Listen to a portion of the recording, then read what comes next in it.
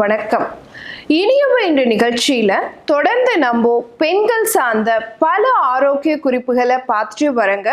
அந்த வகையில இன்னைக்கு நம்ம சொல்லக்கூடியது இளநரை, அதாவது கிரே ஹேர். இன்னைக்கு நிறைய இளம் ஆண்களுக்கும் சரி பெண்களுக்கும் சரி இருக்கக்கூடிய பிரச்சனை. அதுக்கு என்னென்ன விஷயங்கள் எல்லாம் மேற்கொள்ளணும், அதுக்காக ஒரு 5 குறிப்புகளை தான் இன்னைக்கு நம்ம சொல்ல போறோம். நான் doctor MS Usha Nandhini, Siddha physician, lotus women care hospital, இந்தியாவின் முதல் பெண்களுக்கான PCOS சித்த மருத்துவமனை, கோயம்புத்தூர், சென்னை மற்றும் பெங்களூர்.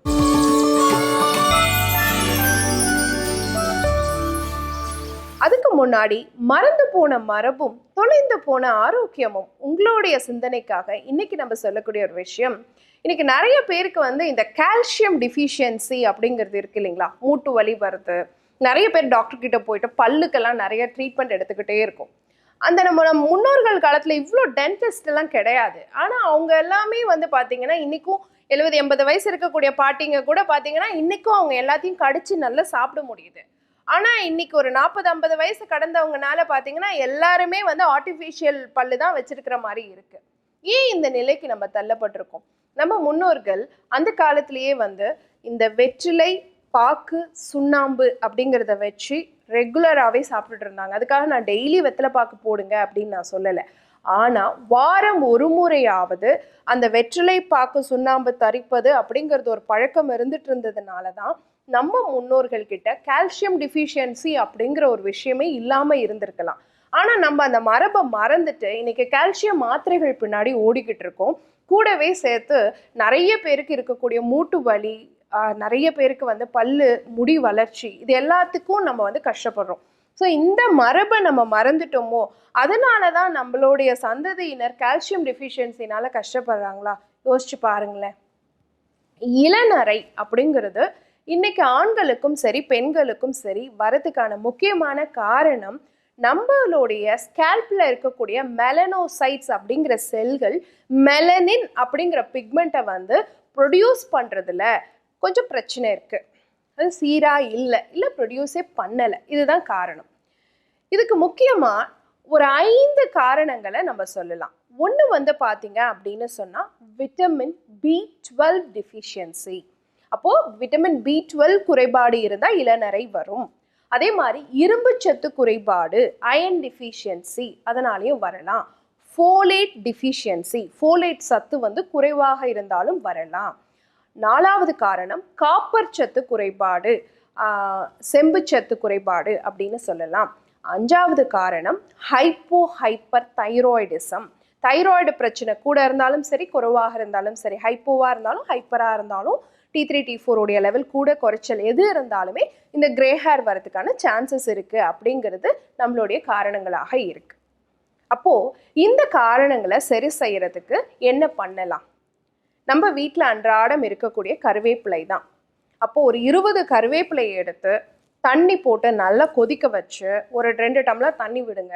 1 டம்ளராக சுண்ட வச்சுட்டு அதில் கொஞ்சமாக சால்ட்டு, இந்துப்பு ஆட் பண்ணிட்டு 2 ட்ராப் கீ அதில் ஆட் பண்ணிட்டு ஒரு சூப் மாதிரி 11 o'clock குடிக்கலாம். இல்லை காலை எம்டி ஸ்டொமக்கில் கூட குடிக்கலாம். இந்த மாதிரி நீங்கள் எடுக்கும் பொழுது அதில் இருக்கக்கூடிய ஆன்டி ஆக்சிடென்ட் சத்து, அயன் சத்து, காப்பர் சத்து, செம்பு சத்து உங்களுடைய முடியனுடைய ஆரோக்கியத்துக்கும் அந்த கலர், அந்த மெலனோசைட் செல்கள் இருக்கு இல்லையா, அதை பாதுகாக்கக்கூடிய வேலையை செய்யுது. அப்போ மெலனின் பிக்மெண்ட் நல்லா ப்ரொடியூஸ் ஆகும். அப்போ கருவேப்பிலையை டெய்லி உணவில் சேர்த்திக்கிறவங்க சேர்த்திக்கலாம். முடியாதவங்க இந்த மாதிரி நான் சொன்ன மாதிரி சூப் மாதிரி பண்ணி சாப்பிடலாம். ஹாஸ்டலில் இருக்க பிள்ளைகளாக இருந்தீங்கன்னா கருவேப்பிலை சாதப்பொடி மாதிரி அம்மாட்ட சொல்லி கொண்டு போய் வச்சு அதை நீங்கள் பயன்படுத்தலாம். அடுத்த 2வது விஷயம் பார்த்தீங்க அப்படின்னு சொன்னால் கருப்பு எள்ளு. ஆண்கள் டெய்லியுமே சாப்பிடலாம். பெண் பிள்ளைகள் பீரியட்ஸ் ஆன முதல் 15 நாட்கள் எடுத்துக்கலாம். அதில் இருக்கக்கூடிய இரும்பு சத்து, கால்சியம், ஃபோலிக் அமிலம், அதே மாதிரி முக்கியமாக லிக்னைன்ஸ்னு ஒரு சத்து இருக்குது. அதில் நிறைய காப்பர் சத்து இருக்குது. இதெல்லாம் என்ன பண்ணுதுன்னா அந்த ஹேரினுடைய பிக்மெண்டேஷன் லாஸ் ஆகாமல், கலர் மாறாமல் இருக்கிறதுக்கு சப்போர்ட் பண்ணுது. வந்த பிறகு பிரச்சனையை சரி பண்ணுறதுங்கிறத விட வராமலே தடுக்கக்கூடிய வேலையை கருப்பு எள்ளு செய்யும். வந்த பிறகும் நீங்கள் சேர்க்கும் பொழுது அந்த கலர் ரீட்டைன் ஆகிறதுக்கு, அதுக்கு மேலே புதுசாக டேமேஜ் ஆகாமல் இருக்கிறதுக்கு ரொம்ப சப்போர்ட்டிவாக இருக்கும். கிரே ஹேர் மாறிக்கிட்டே வரும். அடுத்து 3வது விஷயம் பார்த்தீங்க அப்படின்னு சொன்னால் கரிசலாங்கண்ணி கீரை. இன்னைக்கு வந்து கரிசலாங்கண்ணி கீரைங்கிறது பார்த்தீங்கன்னா நிறைய பார்த்தீங்கன்னா வயலோரங்களில் இருக்கும். பச்சையாக கிடைச்சாலும் சரி, பொடியாக கிடைச்சாலும் சரி. அதில் நீங்கள் கோகோனட் ஆயில் ஒரு 100 ml விட்டு, சாறாக இருந்துச்சுன்னா அதே 100 ml சாறு விட்டு காய்ச்சி எடுத்து வச்சுக்கலாம். இல்லை ஆயிலில் அந்த மாதிரி எங்களுக்கு வந்து பச்சை மூலிகை கிடைக்கலங்கிறவங்க பொடியுமே கூட போட்டு நம்ம வந்து ஒரே ஒரு கொதி வந்த பிறகு ஆஃப் பண்ணி வச்சுக்கலாம். அதை நீங்கள் ஹேர் ஆயிலாக அப்ளை பண்ணலாம். அதே கரிசலாங்கண்ணி பொடியை தேனில் குழைச்சி ரெகுலராக காலையில் எம்டி ஸ்டொமக்கில் எடுத்துகிட்டு வரலாம். அதில் இருக்கக்கூடிய ஆன்டி ஆக்சிடென்ட் சத்தும் இரும்பு சத்தும் மெலனின் பிக்மெண்ட் வந்து ரீட்டைன் ஆகிறதுக்கு சப்போர்ட்டிவாக இருக்கும். இதனால் உங்களுக்கு கிரே ஹேர் வரதை வந்து படிப்படியாக நம்மளால் தடுக்க முடியும். அடுத்து பார்த்தீங்க அப்படின்னு சொன்னால் நெல்லிக்காயோடைய சாறு. நெல்லியில் வந்து நிறைய வைட்டமின் சி இருக்குது, பாலிஃபினால்ஸ் இருக்குது. அந்த நெல்லிக்காய் சாறை வந்து ஒரு 2 ஸ்பூன் அளவு எடுத்துகிட்டு கூட 2 ஸ்பூன் லெமன் சேர்த்து நீங்கள் நைட்டில் வந்து உங்களுக்கு ஸ்கேல்ப்புக்கு நல்லா மசாஜ் கொடுத்துடலாம். கொஞ்சமாக டைல்யூட் பண்ணிவிட்டு மசாஜ் கொடுத்துட்டு ஊற விட்டுட்டு அப்படியே கூட தூங்கிடலாம். காலையில் எழுந்துச்சு ஹேர் வாஷ் பண்ணலாம். இது கிரே ஹேர் ப்ரிவெண்ட் பண்ணுறதுக்கு சப்போர்ட் பண்ணும். கூடவே அந்த நெல்லிக்காயோட கருவேப்பிலையும் சேர்த்து ஜூஸ் மாதிரி அடித்து எடுத்துகிட்டே வரலாம்.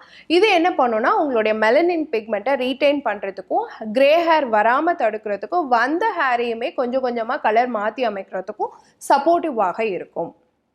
அடுத்து பார்த்தீங்கன்னா ஹேர் அப்படின்னாலே இந்த பிக்மெண்ட் அப்படின்னாலே மெலனின் அப்படின்னாலே புரதம் தான் ரொம்ப ரொம்ப முக்கியம். அதனால் யாருக்கெல்லாம் கிரே ஹேர் இருக்கோ அவங்க நிறைய பருப்பு சாப்பிட்றது, நிறைய சுண்டல் வகைகள் எடுத்துக்கிறது, அதே மாதிரி ஆட்டு மாமிசம் எடுத்துக்கிறது, நாட்டு கோழியினுடைய முட்டை எடுத்துக்கிறது, இது எல்லாத்தையும் ரெகுலராக உங்கள் ஃபுட் ஹேபிட்ஸாக கொண்டு வரணும். கொண்டு வந்தீங்கன்னா மட்டும்தான் நீங்கள் என்ன கலரேஷன் போட்டாலும், என்ன நீங்கள் எக்ஸ்டர்னல் அப்ளிகேஷன் கிரே ஹேருக்கு போட்டாலும் இன்டர்னலாக அந்த ப்ரோட்டீன் இருந்தால் மட்டும்தான் மெலனின் சிந்தசிஸ் அப்படிங்கிறது நடக்கும். அப்போ தான் உங்கள் முடியினுடைய கலரை வந்து நம்மளால் பாதுகாத்துக்க முடியும். அப்போது உணவில் டெய்லி ஒரு விஷயம், நான் கிரே ஹேர் இருக்குது டாக்டர், எனக்கு ஏதாவது ஒன்று நான் பண்ணணும், அதுக்கு நான் என்ன செய்கிறதுன்னு கேட்டிங்கன்னா, டெய்லி 20 கருவேப்பிலை காலையில் வெறும் வயிற்றில் சூப்பாகவோ அல்லது வந்து பொடியாகவோ அல்லது வந்து நீங்கள் வெறும்னே நல்லா கழுவிட்டு வாயில் மென்று சாப்பிட்றதன் மூலமாகவோ கரெக்டாக பண்ணிட்டு வரணும். அடுத்த 2வது விஷயம், அதே கருவேப்பிலையை நல்லா அரைச்சி நம்ம வந்து ஸ்கேல்பில் வந்து நல்லா பேக் மாதிரி போட்டுட்டு ஒரு 1/2 an hour ஊற விட்டுட்டு வாஷ் பண்ணிடலாம். இதை பண்ணிட்டே வாங்க. இது என்னால் பண்ண முடியாதுங்கிறவங்க நெல்லிக்காயோடைய சாறு 100 ml எடுத்துக்கோங்க, 100 ml தேங்காய் எண்ணெய் சேர்த்துக்கோங்க. 2யும் சேர்த்து நல்லா காய்ச்சிட்டு அந்த நீர்ப்பதம் எல்லாம் வற்றின பிறகு ஆஃப் பண்ணி வடிகட்டி எடுத்து வச்சுக்கோங்க. அதை ரெகுலர் ஹேர் ஆயிலாக அப்ளை பண்ணிகிட்டே வாங்க. இதெல்லாம் பண்ணிவிட்டு கூடவே பித்தத்தை குறைக்கக்கூடிய உணவு முறைகளையும் மேற்கொள்ளணும். நிறைய தண்ணி குடிக்கணும், ப்ராப்பராக தூங்கணும், ஸ்ட்ரெஸ் ஆகக்கூடாது. இது எல்லாத்தையும் கவனத்தில் வச்சுக்கோங்க. பயன்படுத்தி பாருங்கள். இதே மாதிரி இன்னொரு ஆரோக்கிய குறிப்போடு நான் உங்களை சந்திக்கிறேன். இயற்கையோடு இணைவோம், ஆரோக்கியமாக இருப்போம், ஆனந்தமாக வாழ்வோம். நன்றி, வணக்கம்.